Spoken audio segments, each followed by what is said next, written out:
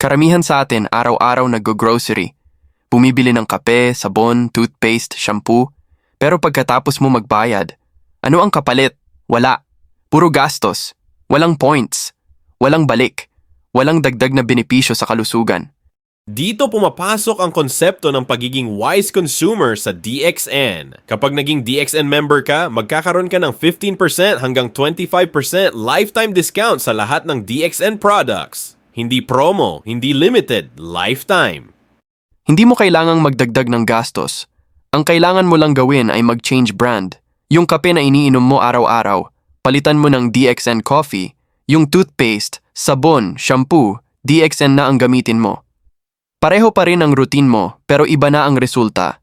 Kapag ordinaryong grocery, walang points, walang cash rebate, puro gastos. Minsan, walang health benefits.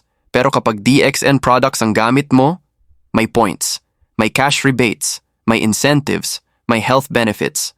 Kung gusto mong maging wise consumer, simulan mo sa tamang pagpili ng produkto. DXN products ang gamitin mo na, may rebates ka na, at healthy ka pa.